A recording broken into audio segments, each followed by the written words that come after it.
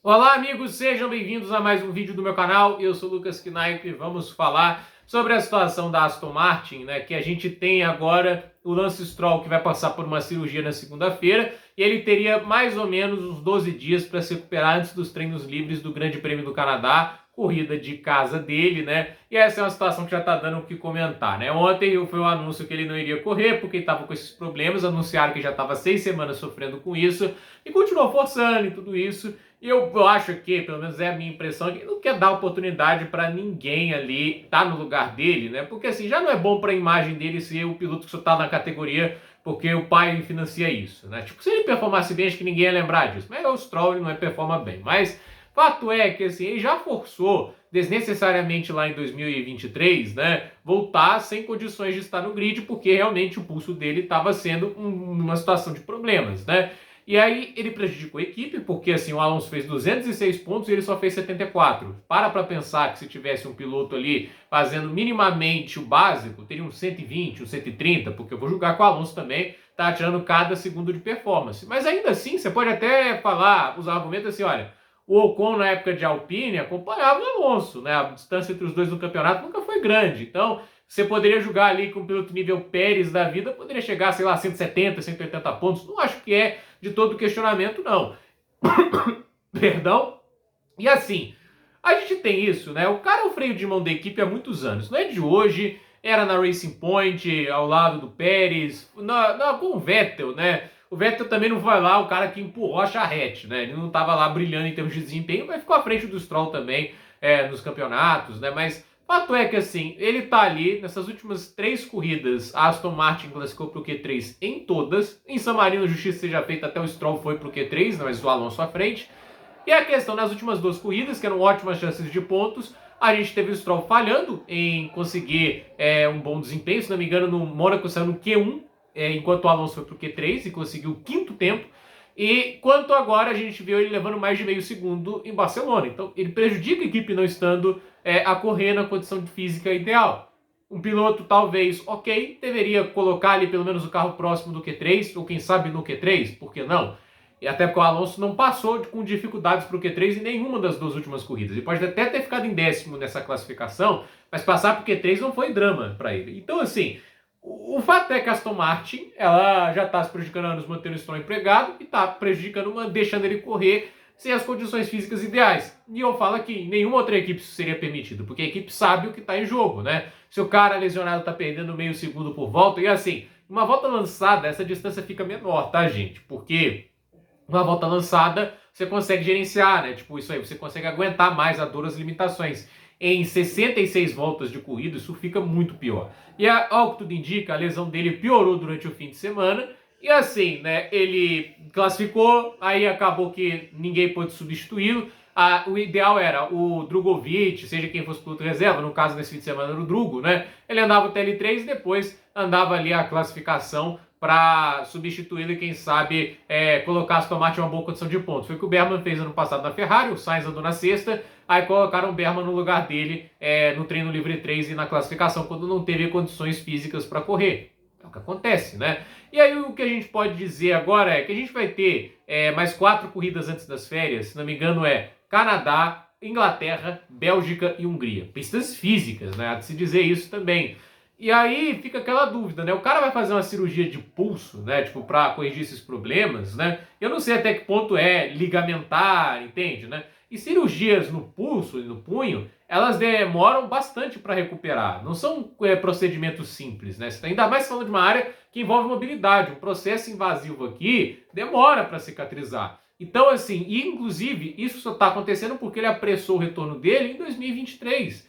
Então, assim, a questão é, se ele não correr, tipo, não tiver condições de corrida, será que vai ter oportunidade para o Drogovic, então, andar na Fórmula 1 pela primeira vez? O que tudo indica, sim. Segundo o que a Juliana Cesaroli falou, o Drogovic tem a prioridade dos pilotos reservas da Aston Martin e, assim, né, ele com isso poderia correr seu primeiro fim de semana. Talvez dê para correr só no Canadá, caso exista o cumprimento normal da medicina para a recuperação de uma cirurgia. Vai fazer a cirurgia segunda, e você quer me dizer que em menos de 2 semanas ele vai estar apto para pilotar? Entende? Eu acho muito complicado essa possibilidade, ainda mais dito que está sendo comentado, né, sobre a extensão dessa possível lesão. Então, assim, o Drogovic, se tiver muita sorte, corre 4 corridas, né, que são essa rodada aí de 4 corridas antes das férias, ou talvez corra 2, né, Inglaterra e Canadá, ou talvez corra só uma, né, mas existe ainda a possibilidade que não dá para descartar do Stroll, de tentar apressar o retorno como fez antes, porque se ele já fez isso uma vez, por que não? Eu acho que ele levou até isso, eu defendo o que eu digo aqui. Ele quis arbitrariamente que nenhum substituísse ele, porque faz mal a imagem de um piloto. A gente todos já sabem que o nível para a Fórmula 1 é muito questionável, né? Mas faz mal a imagem quando a gente vê essa situação, né, de que o reserva é melhor. O reserva, se estivesse ali, entregaria mais pontos, ainda mais no momento que a Aston Martin precisa de tais pontos para tentar superar o AlphaTauri, para tentar superar essas equipes como a Haas ali no Mundial de Construtores. A Williams está ficando muito difícil, né? Mas é aquele negócio, cada ponto importa, né? E agora a Sauber também está pontuando muito bem, e com esses 16 pontos e o quinto lugar do Hülkenberg, eles passam a Aston Martin no Campeonato Mundial de Construtores. Cada ponto conta. E no momento a gente está vendo a Aston Martin sofrendo. O carro deu uma melhora, parece que o carro deu uma evolução, mas aí seria bom ter 2 pilotos pontuando mais. Mas que a gente possa falar, o Stroll tem os pontos hoje da Aston Martin, ele deu sorte lá na Austrália com todo aquele caos, né? Na China ele se beneficiou das 3 desclassificações à frente dele e pulou para nono, e o caos da estratégia lá no GP de Miami, né? Tipo, ele não brilhou em performance nenhuma dessas corridas, ele tá 21 corridas seguidas classificando atrás do Alonso. A gente sabe que ele é um piloto fraquíssimo, né? E assim, classificar à frente do Alonso é difícil, mas não é impossível. O Ocon fazia isso, o Felipe Massa também fez, Kimi Raikkonen também fez em algumas oportunidades, Jenson Button fez na McLaren também. É difícil, mas não é impossível, né? O Van Dorn que não fez lá em 2017, mas ainda assim. Então, assim, eu acho que o recomendável é deixar o piloto reserva correr, não importa a nacionalidade, porque assim, primeiro porque eu já defendo aqui a tese que o Stroll não deveria nem ser titular de Fórmula 1, ele não tem, pra mim, nível pra isso, só tá lá porque é o dinheiro do pai. Mas, assim, bem da equipe, né? A equipe tá em condição de pontuar nessas últimas provas, e o GP do Canadá é uma boa oportunidade, porque é uma prova que deve ter a gama de pneus mais macia, é uma prova que tem um pouco das características de Imola, curvas de baixa velocidade e boas retas, então assim, pode ser a oportunidade deles de conseguirem bons pontos, porque o carro mostrou bons desempenhos em curvas de baixa lá em San Marino. Então, o GP da Emília-Romanha, o GP do Autódromo Exudino Ferrari, de Imola, não fica em San Marino, vai lembrar, e só tinha essa alcunha para dar uma diferenciada, né? E acabava funcionando, muita gente acreditava de verdade que esse circuito ficava em San Marino. Mas, assim, vamos ver agora o que acontece. Mas eu fico com uma coisa que eu fico chocada aqui, olhando no Twitter, a quantidade de gente que sai defendendo o Stroll ali, né? Tipo, como se fosse alguém indispensável no grid, como se ele não fosse um piloto mais do que um pagante, né? Um cara que tá ali afiliado, né, dentro da equipe, né? Porque o pai tá lá. Porque a verdade é que os mecânicos, pelo visto, não devem suportar o cara. Saiu a notícia que ele quebrou ferramentas dentro da Aston Martin, xingou mecânicos depois da performance ruim dele na classificação. São 2 performances horríveis em sequência, né? Tanto em Mônaco e agora na Espanha. E assim, não é a primeira vez que isso é comentado, que ele xinga os mecânicos e tudo isso, né? Vai lembrar que os mecânicos ano passado consertaram o carro dele, né? Ficaram madrugada para consertar o carro dele pro GP do Brasil, que ele bateu na classificação. E aí o que acontece? Ele atolou o carro na brita no GP do Brasil. Vai lembrar isso, né? Então, assim, o Lance Stroll, ele não é um querido, entende? Ele é um cara que se comporta com um cara mimado que recebeu tudo de mão beijada na vida dele. Então, só por isso, ele não é carismático, ele é grosso, ele é mal educado com muitos dos jornalistas e com os mecânicos. Então, por isso eu não devia. Ele com um piloto extraordinário? Não é. Os pódios dele tudo caiu no colo. E nas 3 corridas, se não fossem as circunstâncias que o beneficiaram, ele terminaria atrás dos companheiros e uma delas terminou, né? Tipo, e no último pódio dele em Chaqui em 2020, o Pérez caiu para o último, passou ele em pista. Escalou o grid, passou ele em pista. E assim, o Ocon, que ele ficou preso a cuida atrás, o Pérez passou uma volta, o Ocon. Assim, o mesmo carro, né? Recebia as atualizações primeiro que o Pérez, recebia o privilégio da equipe e terminou 50 pontos atrás, em 11º no campeonato, enquanto o Pérez terminou em 4º. Então, assim, isso é sem contar todos os coros que ele levou de companheiros de equipe do Alonso em 2023. O Alonso fez 206 pontos, ele 74. O Alonso fez 7 pódios, ele fez 0. Então, assim, é uma disparidade muito grande de pilotos ali. Eu não sei porque tem tanto fã para um piloto que não tem uma corrida realmente marcante. O melhor momento dele na Fórmula 1 foi aquela pole na Turquia. E tudo na corrida para chegar em nono, enquanto o Pérez chegou em segundo. Então, assim, é aquele negócio, né? O melhor momento dele é aquela pole na Turquia, porque de resto é isso, né, que a gente tem.